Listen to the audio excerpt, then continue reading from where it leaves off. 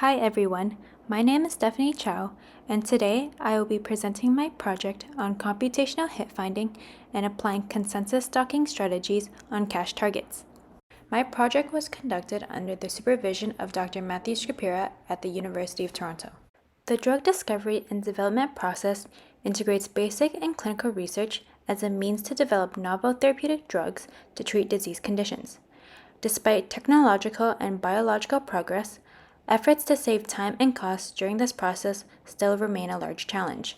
The high cost is in part attributed to every step in the preclinical stages: target selection, hit identification and lead optimization, and selection of clinical candidates. Time-consuming issues during the clinical trials also arise as proven by the high failure rates, likely due to impediments during early drug discovery stages. Thus, there is an urgency to accurately identify small molecules that can bind to the target protein with high affinity and retain suitable chemical properties to reduce the barrier into the drug discovery process. Over the past decades, there has been an increasing application of computer-aided drug discovery, or CAD, using computational approaches to guide the development of drugs. CAD can supplement experimental procedure to transform the drug discovery and development process in both academia and industry in profound ways. The incremental progress seen is also driven by increased computational power, accessibility to diverse chemical space, and emerging use of artificial intelligence approaches. Molecular docking, a computer-assisted approach to predict binding modes and affinity between ligand and receptor, has potential to drive first-in-class compounds. Thus, the emergence of computational approaches can help bridge the gap between target to clinic by decreasing time and economic costs. Specifically, computational hit finding has established itself as a valuable strategy applied in early drug discovery, which refers to the identification of small molecules that bind to a target protein with measurable binding affinity through the use of computational methods. As such, virtual screening efforts have been deployed by a diverse array of contributions, demonstrating its creative application to identify suitable molecules. Some of these computational approaches include ligand-based docking and structure-based docking, which my project focuses on. Structure-based docking requires a three-dimensional structure of the protein target. This docking procedure involves taking each ligand from a prepared library of ligands into the binding site of the prepared receptor structure. It is important that the binding site of the target is identified prior to docking. Then, docking conformers of each ligand are sampled, generating a predicted binding score for each conformer of a ligand. The predicted binding score measures fitness and represents how well the explored conformer of the ligand fits into the binding pocket. From these scores, the strength of their binding can be evaluated to elucidate which ligands are suitable for drug targeting. In general, this in silico screening method has demonstrated successful contributions and has gained considerable importance in early drug discovery. Interestingly, several methods have been developed exploring various mathematical functions to score their predicted binding conformations or poses. As a result, different docking techniques can give rise to similarly docked ligand poses but have different docking results. However, there is no way of discerning the correct one. In consequence, the incorrect poses will reduce the hit rate of virtual screening campaigns. Thus, even with the use of benchmarking computational hit-finding approaches, there still remain challenges in the field when attempting to successfully discriminate effective binders. Furthermore, there has been growing interest in applying AI and deep learning within the pharmaceutical industry. AI has the ability to problem solve, learn from experience, and cope with new challenges to accomplish specific objectives. Within these data-driven approaches, machine learning algorithms integrate large-scale empirical data to find patterns to predict ligand properties and on-target activities. Through this technique, it allows for analysis of large and diverse datasets to apply to drug discovery. While this methodology seems intriguing, limitations can still arise as evidenced by poor quality datasets, methodological flaws, and underlying biases. Alternatively, using a combination of docking results from different algorithms and methods has also been proposed to increase the likelihood of predicting correct poses. This combinatory approach is referred to as consensus docking, where the poses of a binder for a specified target is determined by more than one docking methodology to give rise to a consensus docking strategy. In theory, each method should compensate for the other's weaknesses to ensure greater confidence and improve overall accuracy in the docking results. This is evidenced by several groups of researchers who sought to generate a consensus docking scheme, all of which resulted in an increased likelihood of predicting correct poses for the protein targets of interest. In the context of drug discovery, this dual approach demonstrates the possibility of applying this technique to virtual screening studies in an effort to increase hit rates and consistency. The open science paradigm can accordingly enable the hit finding process to become more transparent and inclusive for the community through the critical assessment of computational hit finding experiments or CASH initiative, thus eliminating confidentiality challenges that have acted as obstacles in drug discovery. This benchmarking initiative is poised to reveal efficient computational hit finding methods with the aim to make the data publicly available. Organized by the Structural Genomics Consortium, CASH organized and selected suitable disease-associated protein targets for participants to be invited to use their computational methods to predict hits that will be rigorously tested experimentally by CASH. Since 2021 to present day, there has been 5 CASH targets released: the WDR domain of leucine-rich repeat kinase 2, the RNA binding site of SARS-CoV-2 non-structural protein 13, the macro domain of SARS-CoV-2 NSP3, the tyrosine kinase binding domain of CBLB E3 ubiquitin protein ligase, and the melanin concentrating hormone receptor 1. The aim of this project is to apply the consensus docking framework onto the CASH benchmarking exercises to see how generic, well-established virtual screening tools such as GLIDE and ICM and compare the results from other CASH participants who mostly use AI-based tools. We hypothesize that the synergistic combination of multiple generic docking methods will reproduce the same results from CASH participants, emphasizing the pivotal role of consensus docking during early stages of drug development and discovery. In this way, we can also compare how these classical docking methods compete against AI-driven docking methods used by some CASH participants. To aid us in our objectives, we will be using 2 well-established docking programs that use the structure-based docking approach: GLIDE by Schrödinger and ICM by Mosoff. GLIDE and ICM use different methods to dock ligands in the protein binding pocket. GLIDE uses a systematic sampling approach. In this approach, GLIDE searches the ligand's conformational space within the predefined receptor grid around the binding site using a series of hierarchical filters to explore the various orientations and conformations of the ligand. After generating and evaluating ligand poses, GLIDE ranks them based on their GLIDE scores or other scoring metrics. The top-ranked poses represent the most promising binding orientations of the ligand within the protein binding site. In contrast, ICM uses a global optimization method to dock ligands. In this approach, the ligand is represented using internal coordinates to allow for manipulation of the ligand's conformation. ICM will then randomly select a conformation in the internal coordinate space and uses Monte Carlo sampling to make a step in a new random position, allowing the ligand to explore different poses within the binding site. In our study, to compare docking scores, the ICM user guide recommends to sum the ICM score and the radio-convolutional neural network, or the RTCNN score, together. The ICM score uses a GBSA MM-type scoring function, which is weighted according to the ligand-target van der Waals interactions, internal force field energy of the ligand, entropy loss of the ligand upon binding, hydrogen bond interactions, polar and nonpolar salvation energy, electrostatic energy, hydrophobic energy, and hydrogen bond donor or acceptor desalvation.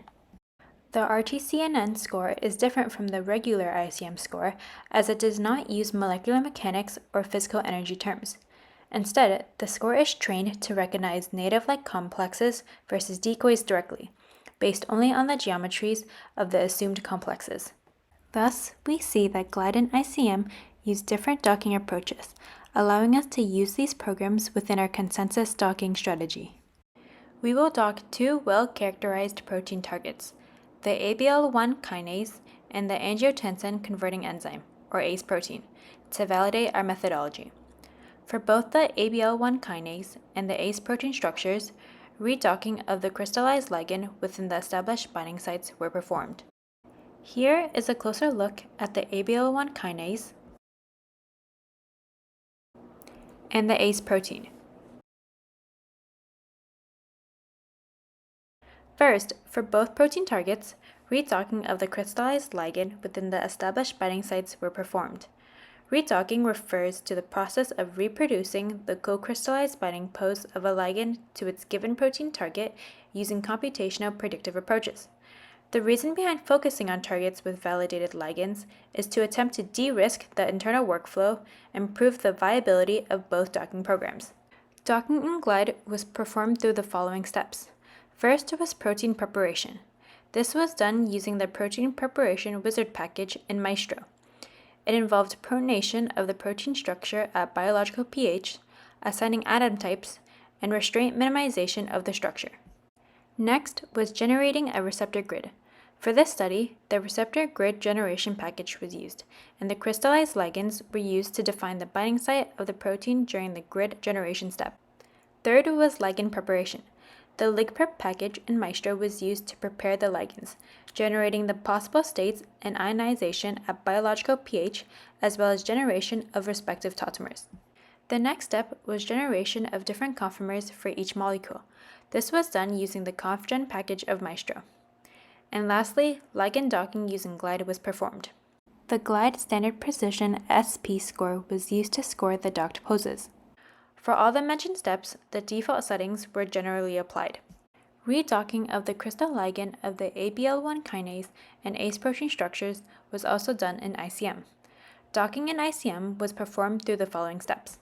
First, we converted the protein databank file into an ICM object. We selected to optimize all hydrogens and amino acid residues, including histidine, proline, asparagine, glutamine, and cysteine, and kept water molecules tight. Next was docking and receptor setup. The binding site of the receptor was defined based on the co-crystallized ligand in the binding pocket. Additionally, the receptor map was generated with enhanced Born scoring. Third was probe and box positioning. For this step, we used the default box positioning. And lastly was docking simulation. When running the docking simulation, we stored all alternative conformations and scored all stacked conformations. Docking preferences for the study was also applied. We sampled conformers with double bonds in both cis and trans isomers and opted for a relaxed covalent geometry using the 2016 scoring version. To compare docking results, the ICM user guide recommends to sum the ICM score and neural network score, or the RTCNN. Additionally, other metrics to evaluate the quality of our docking pipeline is by analyzing receiver operating characteristic or ROC curves following the docking of active and decoys. In our validation experiments, we will be using the Directory of Useful Decoys Enhanced, or DUDE database, which is a benchmarking set that offers a diverse range of actives and decoys for our targets. Active compounds are considered true binders to the target, while decoys are compounds that are assumed to have structural similarities as active compounds, but do not elicit activity towards the target of interest. In the context of virtual screening, there can be challenges when distinguishing between active compounds and decoys, whereby selection of decoys results in false positive hits. Hence, docking decoys provide us an opportunity to uncover weaknesses and make improvements in our protocol. The docking of these molecules will be followed by an analysis of the ROC curves, which serves to quantify true positive rates as a function of false positive rates. During analysis, if the curve falls on the random classifier line, represented by the reg diagonal line from the origin to the top right, it is indicative that our docking protocol can only randomly differentiate between active and inactive molecules. The area under the curve will also be generated to quantify the overall performance of the docking protocol. A perfect classifier would have an area under the curve of 1, while a random classifier would have an area under the curve of 0.5. For this study, PyCharm was used to generate the ROC curves and calculate area under the curve values. Thus, based on the ROC curves, if the docking algorithms in GLIDE and ICM can model the proper poses within each ligand's respective binding pockets and discriminate between actives and decoys, It increases the confidence of our docking protocol when we apply them to the cache targets in future experiments. As an overview of validation of our docking pipeline, after redocking, we will dock actives and decoys. We will analyze the docking results by generating ROC curves for top 5,000 ranked ligand poses and the top 1,000 ranked unique ligands. In this way, we can compare how each program can rank suitable poses as well as distinction between active molecules. With respect to each cache targets, we will dock its respective library of small molecules given by the Structural Genomics Consortium using both GLIDE and ICM as well. As one potential consensus docking strategy, we will rescore the docked ligands in place. This method takes the already docked poses from GLIDE and rescores them using the ICM scoring function, and vice versa, taking the already docked poses from ICM and rescoring them using the GLIDE scoring function. The recalculated scores will be used to determine which compounds are predicted to bind to the target. Additionally, another possible consensus docking strategy we plan to explore is to use data fusion rules that was similarly used by Prado, Romero, and colleagues. In this method, docking scores from both programs will be used to calculate consensus data fusion metrics, which include the maximum, minimum, arithmetic mean or sum, and median. During the validation process, we will generate ROC curves for rescoring docking results and for each consensus data fusion metric. The method that gives us the highest area under the curve value will be used for our final consensus docking strategy, which will be applied to the cache protein targets. First, we performed redocking of the co-crystallized ligand. With respect to redocking the ligand of the ABL1 kinase, GLIDE was able to reproduce the correct binding mode of the co-crystallized ligand. The redocked ligand is shown in gray, and the crystallized ligand is shown in green. The figure on the left depicts the comparison of the docking and the crystallographic binding pose within the ABL1 kinase binding site. The figure on the right is the same comparison but without the protein. Overall, we see that the redox score demonstrates a GLIDE score of negative 13.058 kilocalories per mole. Similarly, the redocking of the co-crystallized ligand of the ACE protein structure was also in good agreement. Again, the redocked ligand is shown in gray, and the crystallized ligand is shown in green. Overall, redocking of the crystallized ligand produced a GLIDE score of negative 9.905 kilocalories per mole. Based on the GLIDE user guide, a GLIDE score of negative 10 and lower is considered good. Thus, we see that for both the ABL1 kinase and ACE protein, GLIDE is able to reproduce the crystallographic binding pose accurately. Next, we did the same redocking procedure but in ICM. We observed that ICM was able to reproduce the experimental co-crystallized ligand in the ABL1 kinase. The docked ligand is shown in yellow and the crystallized ligand is shown in green. The figure on the left depicts the superimposed ligands within the ABL1 kinase binding site. The figure on the right is the same comparison but without the protein. Overall, redocking generated a summed ICM and RTCNN score of negative 115.2 kilocalories per mole. Redocking of the ACE protein was done in ICM as well. The docked ligand is shown in yellow and the crystallized ligand is shown in green. ICM reproduced the crystallographic binding pose fairly well with a summed ICM and RTCNN score of negative 66.89 kilocalories per mole, overall demonstrating a good docking proficiency for both targets. Next, we docked the DUDE benchmarking dataset to evaluate how well each program can discriminate between actives and decoys by generating and analyzing their respective ROC curves and area under the curve values. On the left depicts the ROC curve for the top 5,000 poses, which may contain duplicates of ligands. Based on this curve, GLIDE is able to rank the best poses well, as seen by the high area under the curve value of 0.813. On the right depicts the ROC curve for the top 1,000 ligands, which do not contain duplicates. Based on this curve, GLIDE is able to rank the active molecules well with an area under the curve value of 0.784. In contrast, when docking the dataset in the ACE protein with GLIDE, it was not able to distinguish between actives and decoys in the ACE protein as well as the ABL1 kinase, as seen by the lower area under the curve values for the top 5,000 ranked poses being 0.545 and the top 1,000 ligands being 0.641. To investigate ICM docking proficiency, we performed docking simulations using the dataset for both protein targets as well. Shown here is the docking results in the ABL1 kinase. Based on both ROC curves, it shows that ICM can rank suitable poses as well as active ligands adequately, demonstrating an area under the curve value of 0.671 and 0.666 respectively. Similar results were also seen when docking actives and decoys for the ACE protein in ICM. Based on the ROC curve for the top 5,000 poses, ICM can discriminate between good poses as shown by the area under the curve value of 0.726. In contrast, ICM performed slightly worse when discriminating between active molecules and inactive molecules, as seen by the lower area under the curve value of 0.671. However, when docking the actives and decoys of the ACE protein, we observed that ICM did perform slightly better in comparison to docking with the ABL1 kinase. Furthermore, to investigate one potential consensus docking approach, we explored the effect of rescoring docking scores.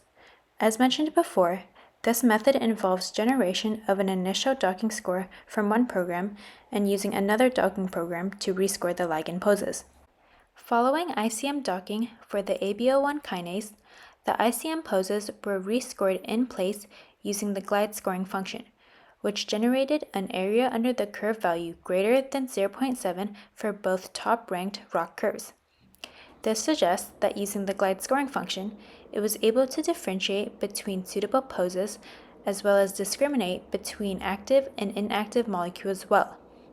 Additionally, this rescoring method also performed better than docking with ICM alone, suggesting that the glide scoring function may be more suitable for detecting true positive hits than the ICM scoring function. Next was rescoring the ABL1 kinase ligand poses in place from glide using the ICM scoring function, which resulted in an area under the curve value of 0.698 for the top 1,000 ranked ligands. However, when comparing to the top 5,000 poses shown on the left, rescoring with ICM was able to obtain the best ranked poses for active compounds very well, as demonstrated by the area under the curve value of 0.831. Additionally, this rescoring method appeared to be slightly better at detecting top-ranked poses in comparison to docking with glide alone. In contrast, when analyzing the top 1,000 unique ligands, this rescoring method did not perform as well as docking with glide alone.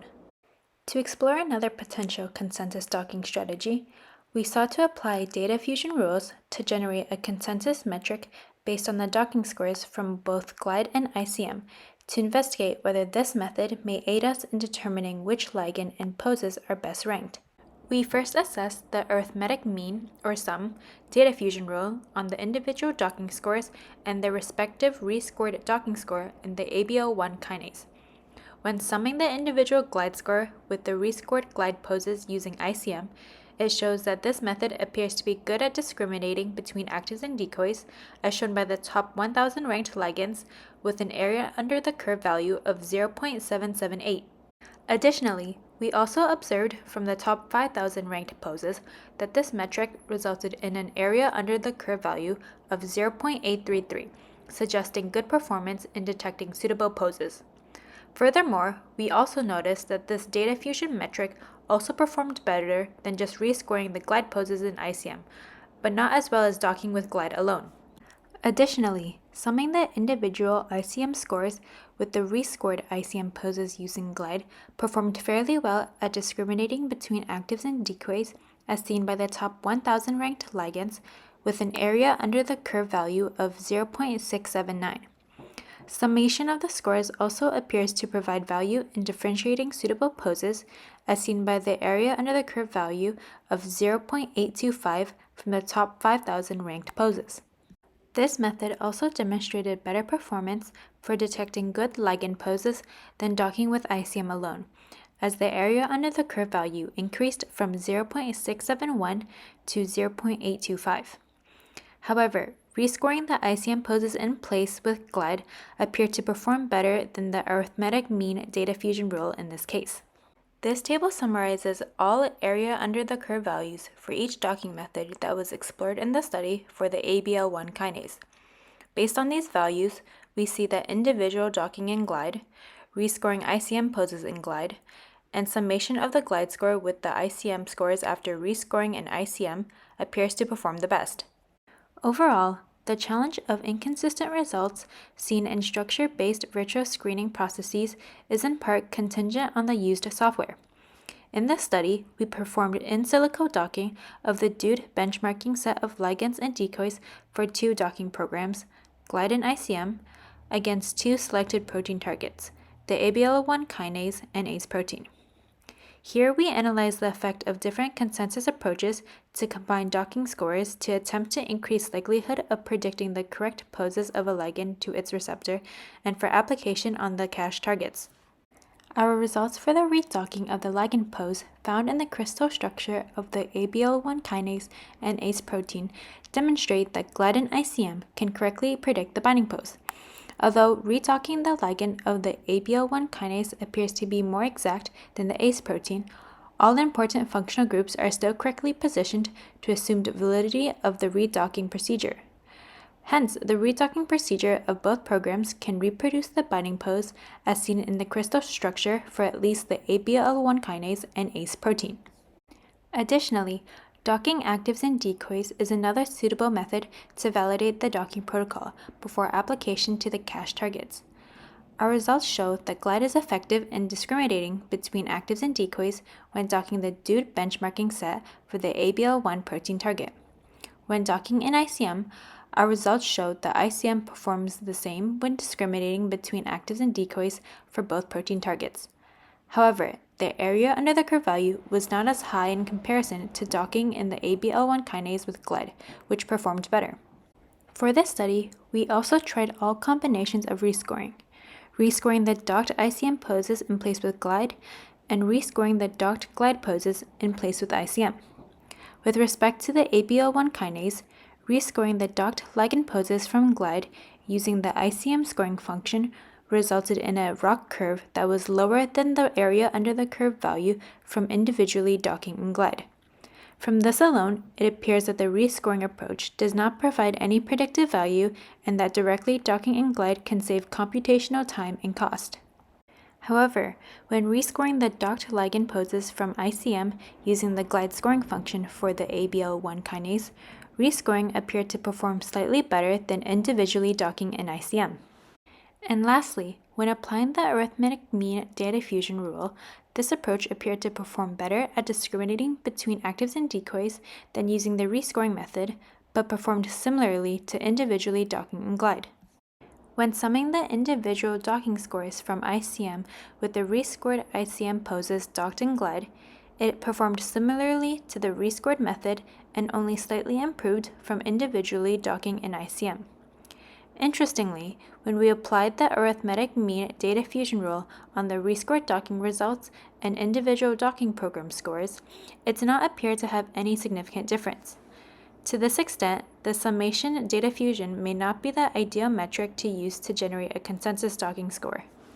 Additionally, a limitation to consider regarding the arithmetic mean is that the summation of the glide and ICM docking scores may not be representative of the overall consensus ranking. This is because a good glide score is typically around -10 kilocalories per mole, while a good ICM score is around -32 kilocalories per mole. Thus, the summation of the scores will not accurately reflect a molecule's ranking in terms of magnitude. Moreover, considering that we also summed the ICM score and the RTC-NN score together for docking score comparisons within our study, this can further skew the results when using the arithmetic mean data fusion rule.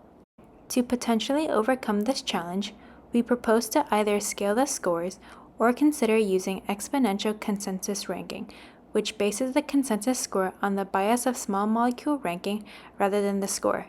Thus, this can provide a consensus that is independent of the score units, scale, and software setting differences. Thus, this consensus ranking strategy may be a beneficial method to consider for our study. Accordingly, our next step is to apply the rescoring approach with the ACE protein. Through this, we are interested in investigating whether different protein targets can largely influence the docking protocol or program. Furthermore, we will generate other consensus metrics using different data fusion rules that will make use of the docking score's maximum, minimum, and median values. This will help us determine which metric provides the best results for identifying more accurate binding poses and preferentially ranks active molecules at the top and inactive molecules at the bottom. Another metric we plan to use to evaluate the quality and screening power of our consensus docking approach is to assess the enrichment factors.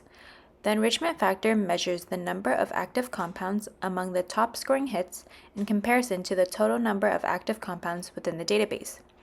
Thus, we can generate docking enrichment plots and calculate the enrichment factor for the top 1% of the database to ensure our methodology is effective in identifying true positives.